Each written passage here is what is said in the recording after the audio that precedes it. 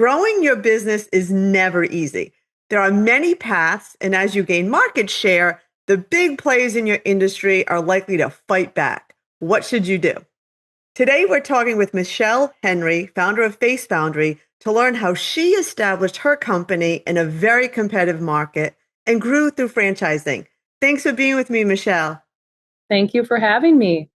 So the spa and beauty industry has some massive, deeply entrenched players.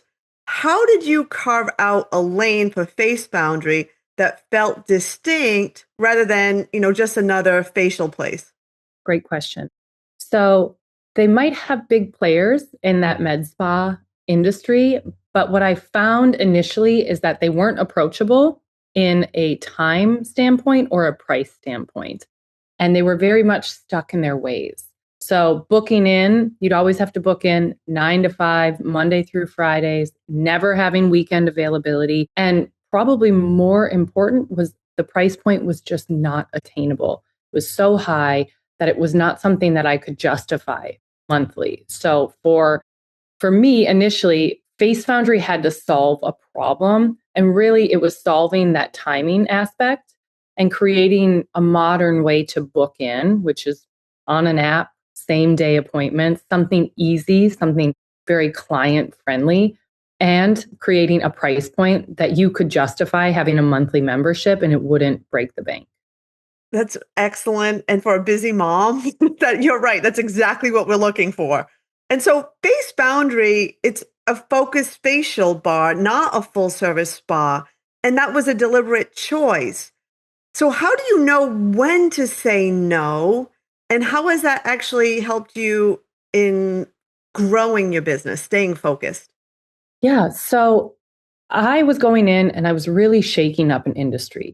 Having just a facial bar where it is covering just your face and not doing full body treatments was something that was pretty unheard of. So just to kind of get your listeners up to speed with what Face Foundrie is, we're an open air concept. That means that you come in, you're not behind closed doors.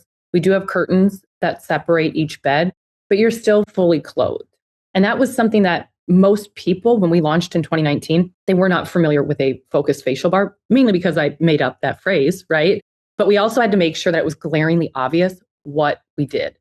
I wanted to have face in the name somewhere, somehow, to really save time and energy on getting people familiar with the concept and what we did. So for me, it was if it doesn't touch your face, if it does not improve your skin on your face, we're not even going to consider it because it wasn't part of our name and our brand and our mission. So it's been pretty easy to stay focused because truly we only do facial services. We've had plenty of people say, you should try, a back facial. You should try XYZ for an enhancement.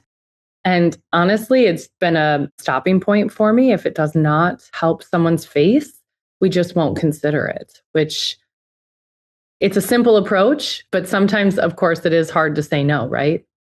And I'm assuming that as you're telling the story, that's probably helped with brand recognition, right? Like people know what they're getting and you're specializing in it.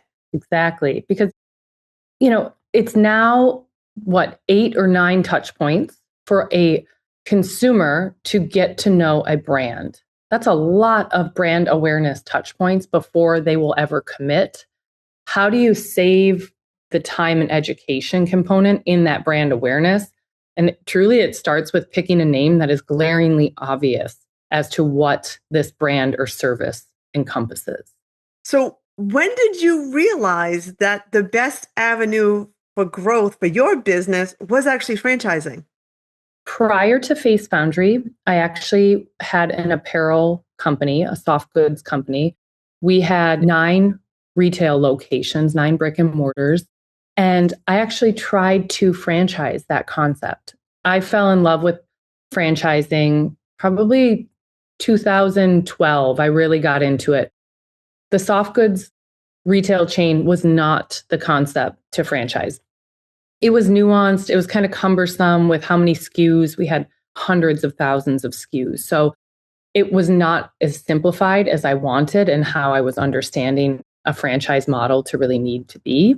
So I knew whatever I did after clothing, I wanted to franchise. So from day one, I was really curating our menus, our protocols, our products. I knew I wanted to franchise this model.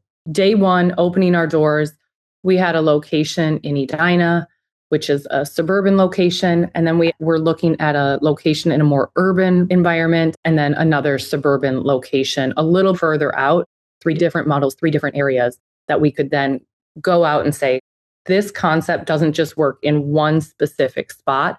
It works in 3 different ones that we've been able to test and prove. So franchise models can obviously be tricky because your brand is being delivered by people you don't hire directly. So how do you build and protect the culture at Face Foundry when right now I think you have more than 70 locations, right? 79th is opening tomorrow. And yes, that's a great question because you're handing over the blueprint and the playbook to your franchisee.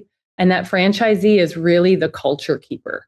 And it starts with them. And so we take a step back during our discovery process because we really want to make sure it's mutually beneficial for not only our franchisee, but for us. The franchise agreement that they enter into with us is 10 years. That's a long time. That's longer than most marriages.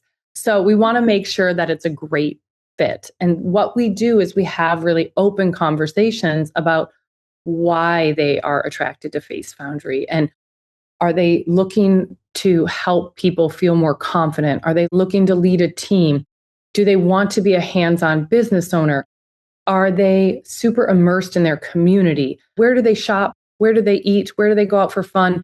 Those community notables are the people we want to bring into our system. Now, franchising kind of gets broken up into a few different segments. We are certainly an owner operator when it comes to the franchise model. There are some franchise models that are more absentee. That's not us and that's not Face Foundry. And we're really upfront with that because we want to make sure a franchisee finds the right business for them. And if we're not that business, let's have that conversation early. So it really does start with identifying the right franchisees.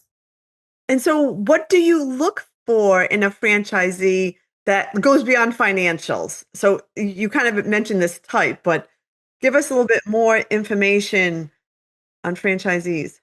We've got a lot of people stepping in that want to be part of the wellness community. And as you peel back the onion, what does that mean?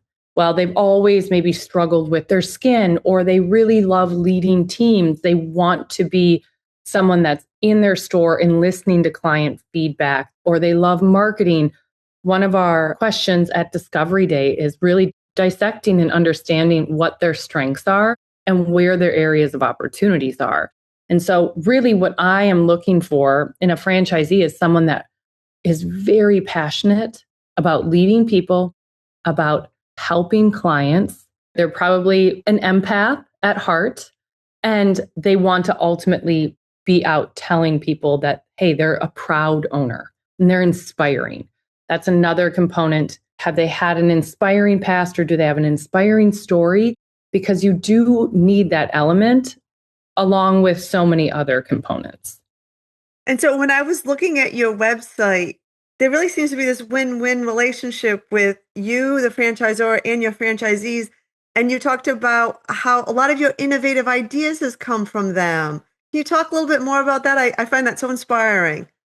So last year convention, I opened with feedback is a gift. Truly, it's a two-way street and it makes our brand so much better. What I love about our system and I love about our franchisees is we give each other feedback and we're not afraid to share best practices and ideas. You know, we're talking about, hey, we tried this, and sometimes our marketing, it works really well. Sometimes it flops, but we share and we are very transparent with the entire system. And I feel like that feedback and that communication is certainly reciprocated and felt. Our franchisees have really pioneered a lot of new menu protocols. They're willing to test out new products. They're out there asking clients and their estheticians for feedback to make our system better. So we really do have this ecosystem of franchisees that are looking to build the brand internally. And that's something that's really special because that's not super common in a franchise system, I'm finding. If a business is thinking about growing through franchising, what would be your advice? Right away, I would say your first 10 franchisees are going to make or break you. So make sure you're choosing right because they're your culture, they're your brand. They're going to emulate what you end up growing into. So make sure you choose really wisely. That's what I would say initially. Also, in franchising, because you're under the scrutiny of the FTC, you have to have amazing numbers, amazing accounting, and amazing legal on your side. Do not skimp on those. Make sure you get the best of the best because it's worth every penny. Last question. What's something you wish someone had told you about building your company that you had to learn the hard way? No matter how many hours you think you're going to put in, you're going to put in more. And resilience is not something that you can buy or borrow. You have to show up and be resilient every single day. And I learned that really early on, living through our first year, COVID, with 2 stores open. And we went to go launch our franchising program March 1st, 2020. We wanted a year's worth of data, and that couldn't have been worse timing. And in hindsight, of course, that it all worked out. We figured it out. It was a blessing in disguise because I would have never had that time that we could allocate to actually putting together a strategy for franchising. But you have to show up because nobody is going to push you. It is on you. Oh, Michelle, this was excellent. This was so full of advice about businesses trying to grow, growth strategies being distinct, and then obviously franchising. Thank you so much. I'm Kim Edelson with EIX.org, talking with Michele Henry of Face Foundrie. Makes me want to go get a facial. Thank you so much. Thank you.